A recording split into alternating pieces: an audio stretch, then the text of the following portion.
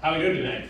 Awesome, now that you're here. All right. Well, I'm doing awesome now that I'm here too, because this is, I mean, what a patriotic group. Just looking around. Yeah.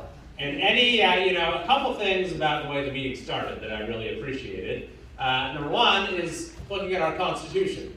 So important. And we actually in the House, just for the first time in a long time, we actually read the text of the Constitution on the floor of the House of Representatives. A lot of the Democrats were not aware that it existed, or might have learned a thing or two. But we stood there and we read it word for word. So I actually got to do Article 1.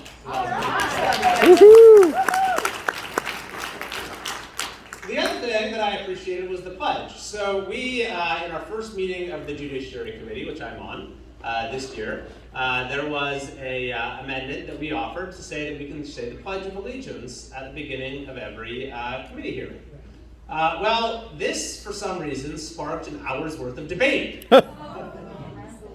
As our colleagues on the other side tried to make political hay out of the Pledge of Allegiance. My God.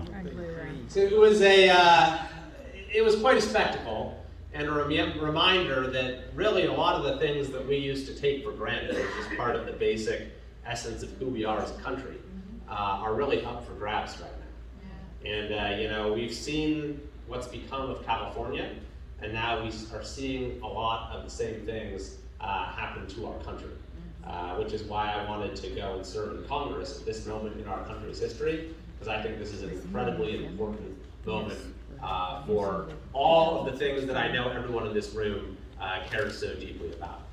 So, I was in the legislature the last 6 years. It's kind of hard to believe. Seems like a long time. But I've gotten asked, I've been in Congress now for 3 months. So how does it compare? And, in some ways, actually, it's similar. So when I started off in the state assembly, I was elected in 2016. By the way, I was not the favored person in that race. There were 11 candidates. Holy mackerel. And 8 Republicans. Didn't have much of a chance, but we managed to run a pretty strong grassroots campaign, got elected to the state assembly. So I show up for my first day, and they give you these pins. Have you seen the legislators wear them? It's called your member's pin. They give you one in Congress too. So they give me my pin, they give everyone their pin, and we're all wearing the pins around for a few days. When someone notices, wait a minute, they look at what the pin says. It says California State Assembly, except the word California is misspelled. California is what it says. Even Arnold did a better job than that. Yeah. I mean, what does that tell you about the state of public education in our state? So I have been actually carrying a picture of this around with me for the last 6 years because people just don't believe me when I say it. How does the state legislature misspell the name of the state? But I can show you, I got it right here if anyone wants to see it. California. So fast forward to a few months ago. I'm, flying to D.C., something I've gotten quite used to at this point. And I arrive, and, they tell me where my office is. It's in what's called the Longworth building. Anyone been to D.C. and seen the various buildings? Longworth is right across from the Capitol. And so I go to the ground floor, go to my office, 1032, and they've got my nameplate on the outside. It says, Kevin Kiley, Representative, California. Oh my. Spelled it wrong again! It was like deja vu. How is it that the state of California and the United States federal government can somehow both misspell the most populous state in the union? I guess it's just really hard. So it's correct now if anyone goes to visit. It took them like 2 months to get it replaced and get the correct spelling there. Here's another interesting tidbit, by the way. There are 5 new members of Congress from California this year. 2 Republicans and 3 Democrats. So there's me and John Duarte are the 2 new Republicans. There's Sidney Kalmagadov, Kevin Mullen, Robert Garcia are the 3 Democrats. So Duarte, the other Republican, they misspelled it on his nameplate as well. But for the 3 Democrats, it was spelled correctly. And of course, Pelosi was still the speaker right up until we got there, so I don't know. I kind of figured it was her parting shot. After all, I was the 218th Republican elected, so our campaign was actually the campaign responsible for firing Nancy Pelosi. Lock her up. Yeah, good job. And thank you everyone here who I know there are a lot of folks here who helped the campaign and were tremendous supporters. Even got a yard sign right here. So thank you everyone who helped to make that possible. Woo!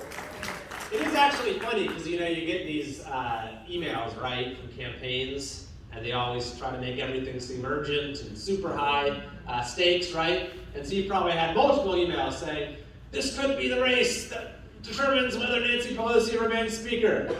So it's funny that ours actually was the race that determined that Nancy Pelosi is no longer Speaker. But that was especially satisfying, but I guess the nameplate was how she decided to try to get us back.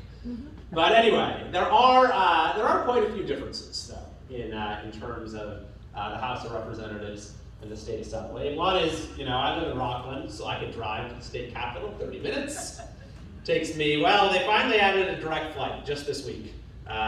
Sacramento to Dulles. Before that, I was going through Charlotte, I was going through Denver, I was going through Salt Lake City, several times a month. So, spending a lot of time in the air. Also, my district is now a lot bigger than it was. So I now represent 10 different counties, including part of Yuba County, and Plumas County, and all of Tahoe, all of Placer County, all of Nevada County, part of Colorado County, go all the way down to Death Valley in Yuba County. Really? Wow. Yep. So the storms that have just pummeled our state, my district has actually been among the worst affected. Mammoth is in my district. I was down there a couple weeks ago, and just unbelievable amounts of snow. Well, anyone who's been to Tahoe, you've seen the exact same thing. So the good news, we're skiing through the 4th of July. Yeah, right. That's right. And the good news as well is we've got some water, although we'll get to that more in a second. Still in a drought. Still under drought. There you go. California, the land of simultaneous floods and droughts. Right? Pretty crazy. It's very interesting. So another difference, of course, being in the majority versus being in the super minority. And being in a Republican caucus of 223 people versus 18 people, as I was in the legislature. It's just so much bigger in scale. There are still even Republicans in Congress that I don't know yet. Because it's just so many of us. That wasn't an issue in the legislature, right? We can fit in 2 minivans. If you don't get to know everyone after a little bit, then you're doing something wrong. This is Gallagher's district, right? Yes. Boo, So yeah. Gallagher's been doing a fantastic job as the Assembly Republican leader. And people ask me, well, what's going to happen when you leave the Assembly? I say, well, don't worry, Gallagher's in charge now. And he managed to take the sort of fighting mentality that we tried to bring to our battles with Newsom to the entire Republican opposition in Sacramento. Is doing a really fantastic job. Gallagher hasn't But achieved there anything is, in office, but it's another nice for way him to talk in nice which, about when him. I first got there, it seemed a little bit similar to Sacramento. People have asked me, well, where's the swamp worse, in Sacramento or DC? I think the jury's still out of that. But there was one other way in which it was similar is, when I first started in the legislature, people would say, or when I was first running, they'd say, what's the point? How are you ever going to get anything done when you're in the super minority? I heard that all the time. And I never really bought into it. I always believed that you can actually do things, no matter how outnumbered you are, when you're willing to take a stand and, actually do things and actually fight. And that requires being creative. It requires going against the grain. It requires being resourceful. It requires thinking outside the box. So when I ran for the Assembly, it's not like I said, well, I'm running for the legislature so I can sue the governor of California. But when Gavin Newsom tried to abolish our branch of government, that was the one tool that we had. So that's why James and I went into the Sutter County Superior Court and sued the governor of California for violating our Constitution. And we Woo! What's Gavin Newsom? Was there that day? Was anyone there that day in the courthouse? Wow. That was a good day. That was a really good day. Actually, as some might know, they managed to go to this appeals court, and they eventually reversed the decision.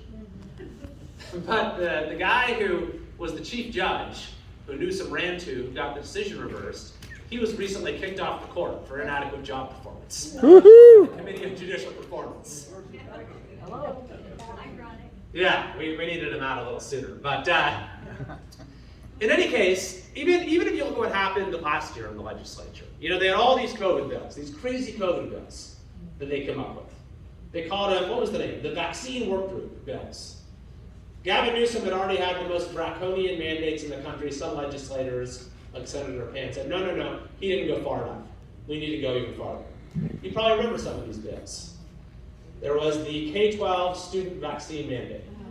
Mm-hmm. There was the bill that said that if your sheriff doesn't enforce mask mandates, curfews, lockdowns, we're going to take away their funding, defund the police. There was the bill that said for employers, small business owners, you need to demand papers of all your employees, and if they don't present them to you properly, then fire them. There was the bill that was going to take away parental consent for getting the COVID vaccine, or any vaccine. Remember that one? Oh, yeah. And so people said, well, the supermajority, they're just going to do whatever they want. These bills are going to pass. Newsom's going to sign them. Is that what happened? Yes. It's not what happened.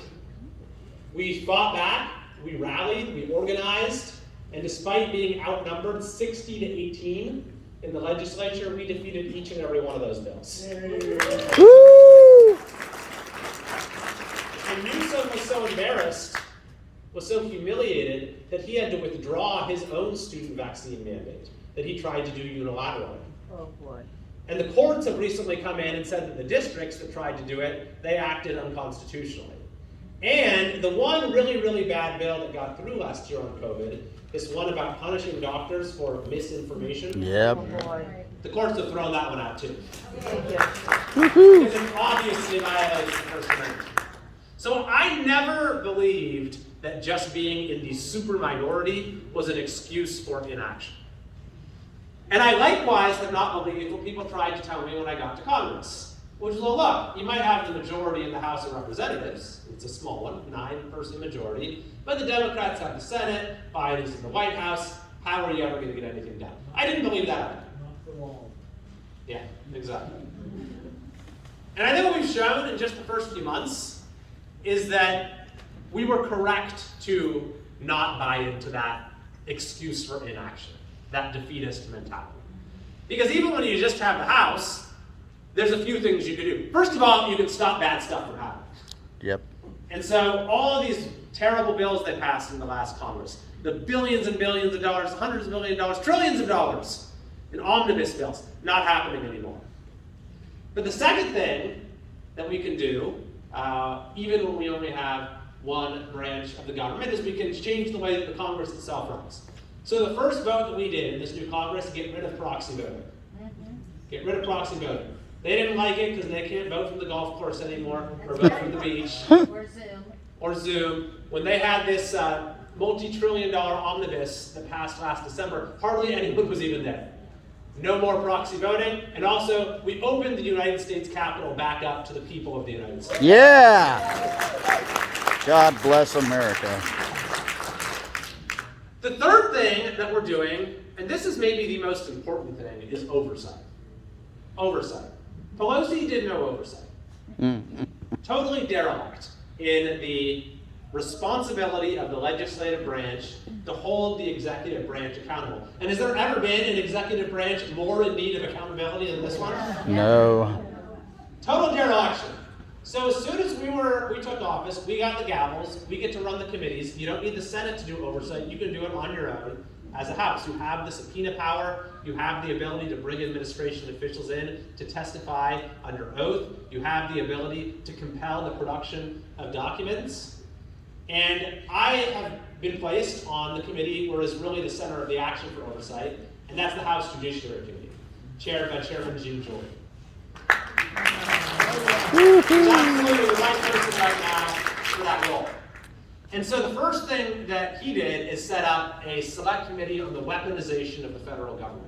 To look at all the ways that they are targeting with American citizens, that they're colluding with big tech, that they're abusing surveillance powers. And we've already seen some very interesting things come out if you've caught any of those hearings. Yep. We also went to the southern border and had a hearing in Yuma, Arizona at the border where we shone a light on exactly what has happened with the Biden border crisis. And interestingly enough, he actually started to change some of his immigration policies after that hearing. Yep. There's still, of course, way, more liberal than they should be. But he's reversed some of the Remain in Mexico policy, and it's made at least a modest difference so far.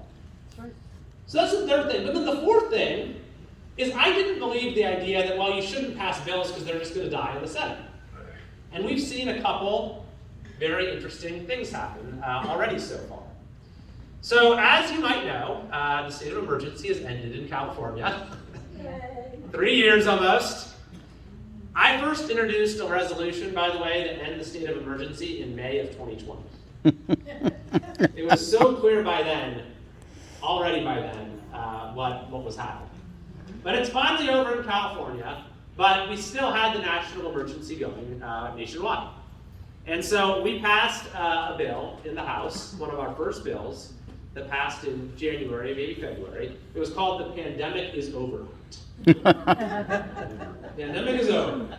Everyone knows this except for the government, by the way. So I sponsored this bill, the Pandemic is Over, and we passed it in the House. But it's pretty much a party line vote. Biden says at the time he's going to veto it. And so 197 Democrats vote no, almost all of them. Well, an interesting thing happened last week.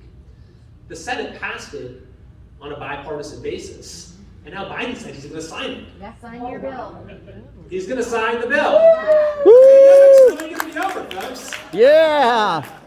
Never started here. And then there's a second example. Has anyone heard anything about the DC crime bill? Yes. So crime is absolutely out of control in Washington, D.C. It's as bad as Los Angeles or San Francisco. And, the day we voted on this bill, actually, a member of Congress herself got assaulted. Wow. Oh, wow. You heard what happened to Ron Paul's staffer, Rand Paul's staffer last week, right? The D.C. police chief has said that that on average, when a murder occurs in D.C., the murderer had been arrested 17 times previously. Oh, my God. Just keep letting them out. So, in the face of this, what does the D.C. City Council do? They decide to pass a bill to make things even more lenient. To let carjackers out of prison, to let even some forms of homicide, to lower the penalties. So this is set to become law, make things even worse in Washington, D.C. But there's something unique about the way Washington, D.C., the district itself is governed, is that Congress actually has the ability to reverse things that the district decides to do. We can't, of course, do that for other cities, like whatever, Gaston is doing in LA, or for that matter, That's right, tonight. is doing in New York.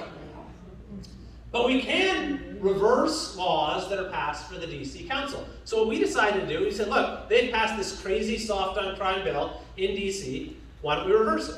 So we did a vote in the House to reverse it. Same thing, Biden said he was against it, so almost all of the Democrats voted no. But then it gets over to the Senate, and you have a few of these senators who are up for election in red states next year on the Democrat side, Manchin, Sinema, Tester, and Montana. They say we're for it. That breaks the dam, passes overwhelmingly in the Senate, and Biden signs the bill. Yay. So that's always been my theory of politics, is that when you actually are willing to take action and apply pressure, you can make things happen. That's right. So we've passed a number of other, I think, really important pieces of legislation in just the last few weeks. We passed a bill to repeal Biden's 87,000 IRS agents. Yeah. I mean, I just don't get that one, by the way. I Right. have never had a constituent come up to me and say, what we need is more IRS agents. That's what our country really needs. You see that? The Border Republicans Patrol stopped them agents, I coming can see after more Border your Patrol agents. side hustle money, kids. Or how about folks to keep our schools safe? Right on. That's I right. can see that. 87,000 IRS agents. I don't know about that. So we passed a measure to repeal that. We passed another bill called the Parents' Bill of Rights. Yes. Yes. Parents' Bill of Rights. I actually authored an amendment that's part of that bill to provide greater school choice.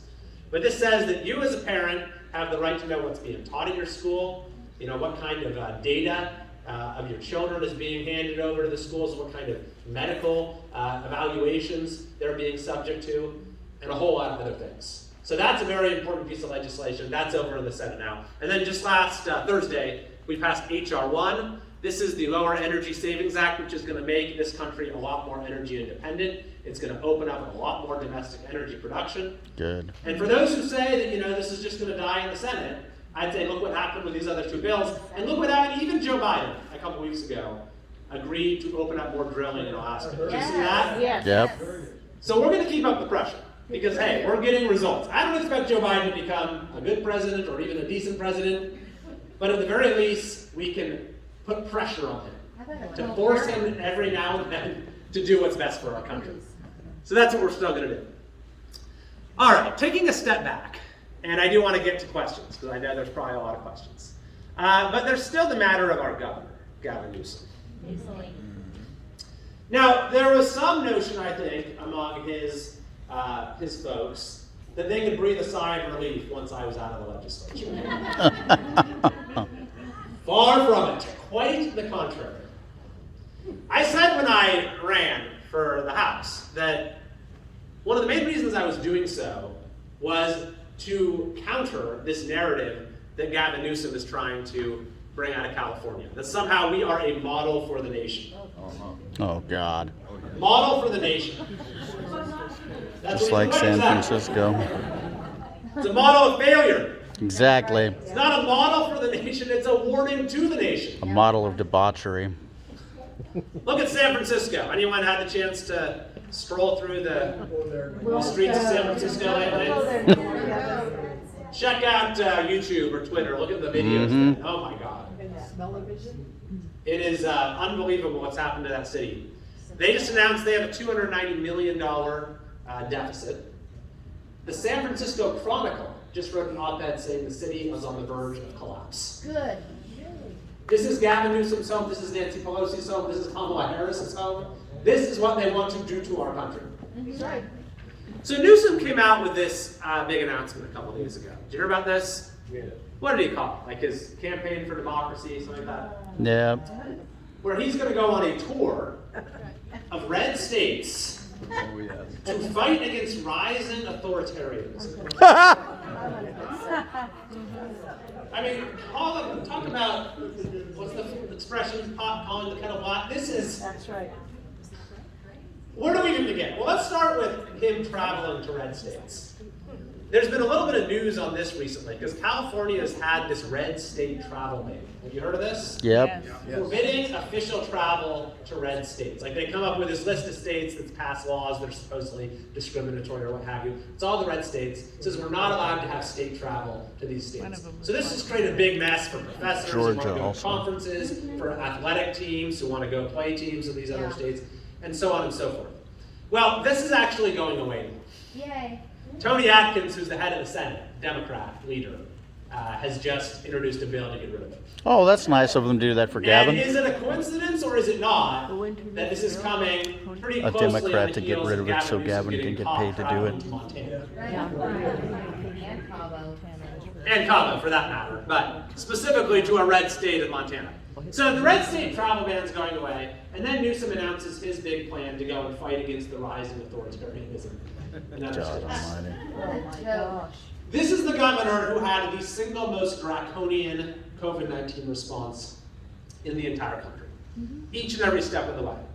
The harshest business shutdowns, school shutdowns, church shutdowns, the worst mask mandates, vaccine passports, each and every step of the way. And he's fighting against the rising tide of authoritarianism. You just can't make this stuff up. But frankly, I think that the more Gavin Newsom talks about California being a model, actually he's sort of the best messenger for wanting to avoid what has happened to our state. I can't wait to see him go to But the Dakotas, I tried to use whichever the Dakota they platform didn't I bail have out the now bank in the after they House bailed out his to bank, bring where he had attention all his to exactly vineyard what has and happened here. personal money And in in here in fact, to try to Silicon Valley use Bank. one of the most powerful mechanisms you have, which is shaming, Yep. to induce changes. So, any farmers here in the room? Got a few? Oh, does pot farming count? Oh, wait. It's been a rough few years, hasn't it? In California. Oh, there you go. And we're still in a drought, according to Gavin Newsom. And we've been praying for rain. Yes, we have. And God delivered. Amen. He over-delivered. Amen. Forgot to tell him how much. He's still delivering. That's right. We got a lot of rain. We got a lot of snow. It's creating some issues in many parts of our state. But it's also resulting in an extraordinary amount of water being wasted because we don't have any place to store it. Exactly. If you go to the Folsom Dam right now, I was there a couple weeks ago, you can actually see the water cascading out 20,000 cubic feet per second that is being let out of the auxiliary spillway going into the Pacific Ocean, being completely squandered. Of all the record precipitation that we've had, only about 13% of it has been captured. Sykes Reservoir should have been built decades ago, but certainly should have been gotten a lot of work done since 2014 when the voters specifically funded it. That's right. And all the while, we have still onerous drought restrictions that are being imposed by the state. So I took to the floor of the House. I had on one side a picture of all that water coming out of the Folsom Dam. I had on the other this chart with all of Gavin Newsom's drought restrictions, like, you know, you can't water the common places in your homeowner community, and you're recommended to take a Navy shower 2 minutes long in some parts of the state, and not to mention everything that's been done to the farmers and the water that's been withheld there, and how you had to fallow your fields and have just been taken such a beating the last few years. So that image seemed to get Newsom's attention because a couple of days later, he announced he's ending many of those drought restrictions. Although we're still technically in a drought. Yeah. What's that? It's because the Colorado River system is so 70%. taxed. There you go. So a second area where I've had the chance to, counter some of what our governor is doing is with these tax refunds you got. Did anyone get one of these in the mail? Tell me about it. So let's actually rewind to last year. Of course, Newsom is now doing this new gas tax thing. But if you were following what happened at the Capitol last year, I kept trying to get them to suspend the gas tax. You remember that? Yep. We had gas over $7 a gallon, so we kept trying to get them to vote to suspend the gas tax. Newsom refuses to do it. However, there were some political consequences for this. 2 of the Democrat Assembly members who refused to vote to suspend the gas tax were running for Congress. They both lost their races. Yep. And there were huge amounts of money spent on advertisements bringing that vote to the attention of voters. Meanwhile, of course, we won our race. That's 3 seats. We won the majority by 5 seats. So that, single vote was largely responsible for Republicans retaking the House of Representatives and all the important things that's allowed us to do. But because of all of the blowback that they got for refusing to suspend the gas tax, Newsom comes up with this idea, well, I know, let's just mail everyone a check. We'll call, not everyone, actually. No. Chosen people. Yep. Well, some people a check. Well, basically, we'll clip it to your ballot when it gets there in the mail. Arrives around the same time the ballots come. That was his solution. It's like, okay, well, several weeks go by, and then many people, millions of people, got another surprise in the mail, which was a 1099 form. Anyone get one of those? No. I'm glad I didn't get that check, though. Tax refunds, these gifts you'd gotten from Gavin Newsom, as income that you needed to pay taxes on to the federal government. So I asked the IRS to clarify this matter. Oh, goodness. And said, you need to tell people you don't have to pay taxes on this. So what did the IRS do? They just told me, well, hold on, we need to think about it. Just don't file your taxes for now. This was actually what they did. And people were like, well, actually, I was counting on getting, my tax refund or whatever, but just don't file your taxes. So we wrote another letter to the IRS saying this is unacceptable, people need guidance. And finally, they came out and said that no, you don't need to pay taxes on those refunds, overriding what the state of California had told you to do. Now, have you ever heard the IRS say they don't want taxes on anything? Negative. So for the IRS to come in and clarify that the state of California was wrong shows you just how far afield our state has gone. The third thing that is really, an example of California's problems going national is with AB 5. If you're familiar with this, this is the gig law that bans independent contracting in California. It was targeted at Uber drivers, Lyft drivers, but it's actually ensnared hundreds and hundreds of professions. They're now trying to make this a national law. They have a bill called the PRO Act, and they're trying to ram it through the bureaucracy and just do an order, so it doesn't even get a vote in Congress. To make it the national policy for the whole country will cost hundreds of thousands, if not millions of people their jobs. See that? The Democrats are trying to mess with your side gigs and hustle kids. So I've actually been appointed chairman of the subcommittee that's in charge of this area. I was very fortunate to be getting to get a gavel as a freshman member of Congress.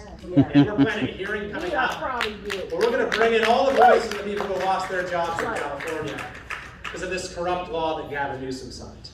I think that this is going to be a great window that people all across our country will have into exactly what he has done to our state.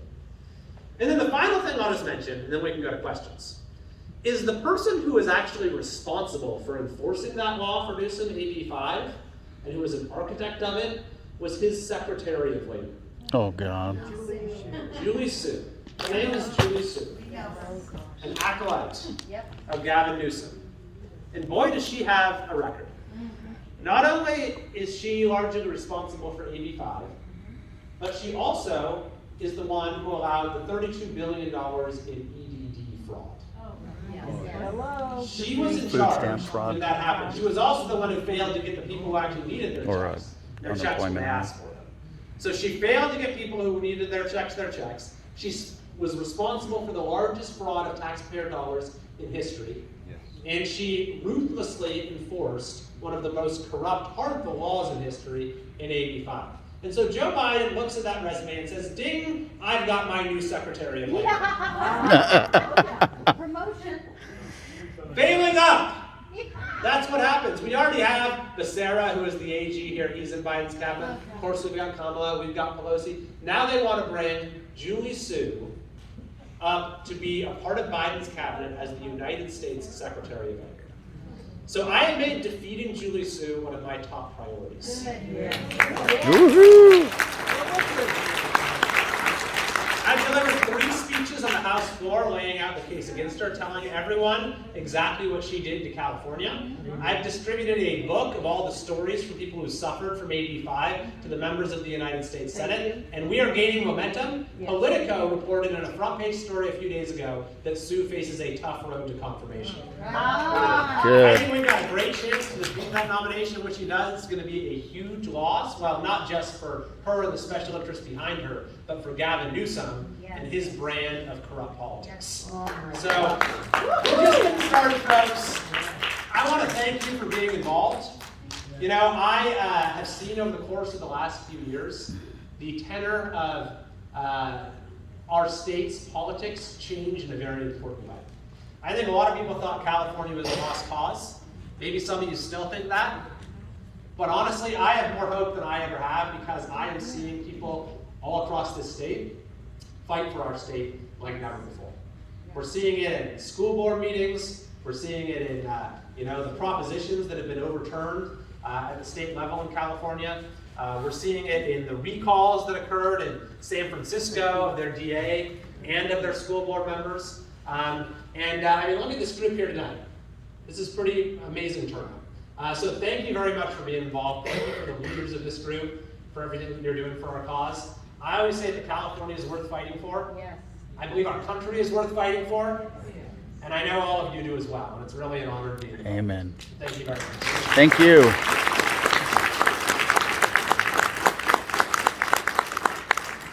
Yes, ma'am. Silicon Valley Bank. We bailed them out. There we go. Oh, thank you. Silicon Valley Bank. We bailed all the people out that were basically Democrat donors. How could we stop those billions of dollars going to those people, or is it just a done deal because Biden says we're going to bail you out? Well, that facet of it is pretty much a done deal. They didn't give us any heads up about this, really. They organized a Zoom call for every House member and every senator with like 10 minutes notice. The Treasury Department did, and told us what they were going to do. So there's going to be a real reckoning, though, around this at the Capitol. I can tell you that. There's going to be hearings. We're going to be looking into exactly what happened. The major thing that needs to be taken away from all of this is that yes, Silicon Valley Bank was a failed bank that made egregious elementary mistakes in how that bank was managed. The California regulator, by the way, that was responsible for keeping track of that sort of thing, completely dropped the ball, was asleep on the job. But none of this would have happened if it weren't for the massive spending spree that Joe Biden and Nancy Pelosi went on. You had trillions and trillions of dollars printed. This is what's responsible for the massive inflation we've had. Even Larry Summers, who was the chief economic advisor for Barack Obama, said in 2021, don't spend all this money, don't go on a multi-trillion-dollar spending spree, there's going to be inflation. They didn't listen to him, and sure enough, that's what happened. You don't need a degree in economics to know that. Anyone knows that. If you print money, there's going to be inflation.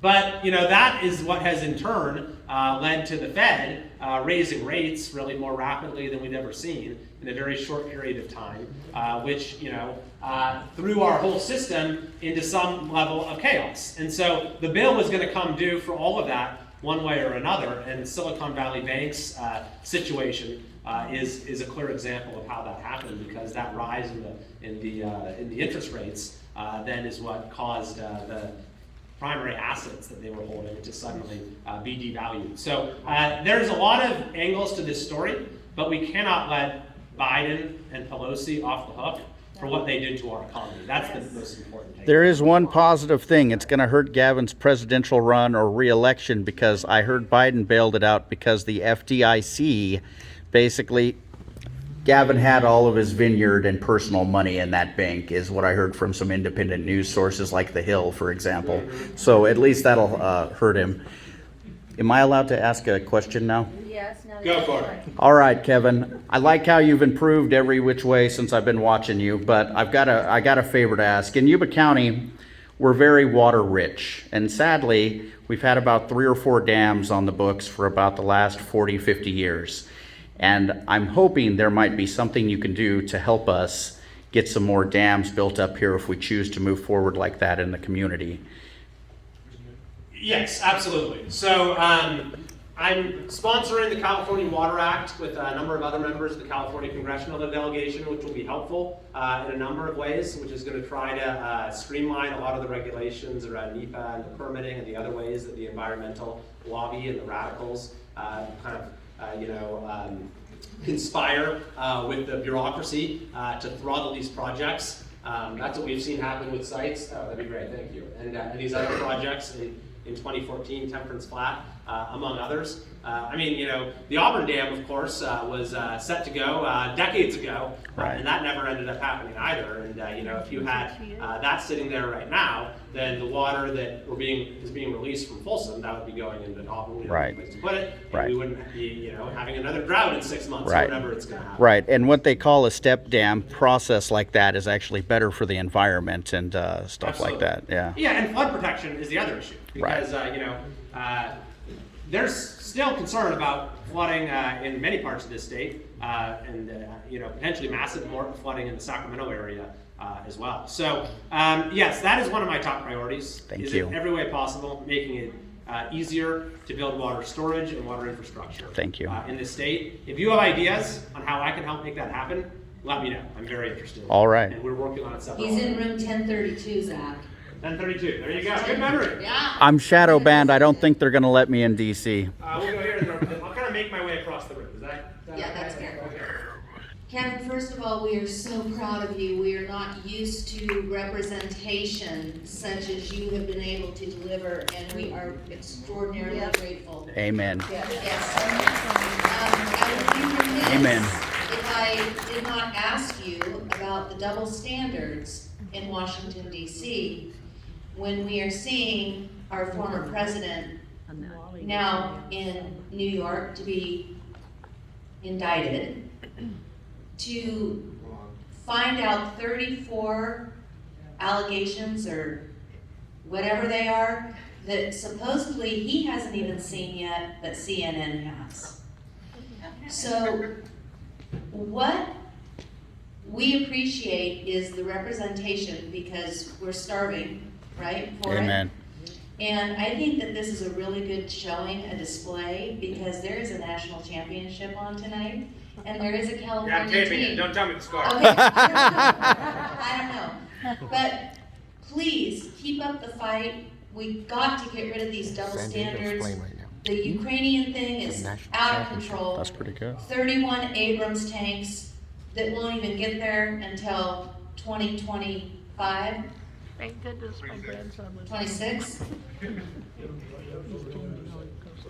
Thank you very much. And so I can address that briefly. I was asked about this on Steve Hilton's show last night, if anyone was watching. And look, there's obviously a lot to be said about this situation. And many people have said it by now. I'll focus on what can actually be done, which is, I am on the Judiciary Committee of the House of Representatives, chaired by Jim Jordan. Jim has already written a letter to Alvin Bragg, laying out a number of issues. And the idea here is there's federal funding streams, so that provides a basis for federal oversight. And so that's another reason why we can be glad that there is someone who is very committed to oversight in the role of chairman of the Judiciary Committee. So something to just keep an eye on as far as where all of that goes. This is something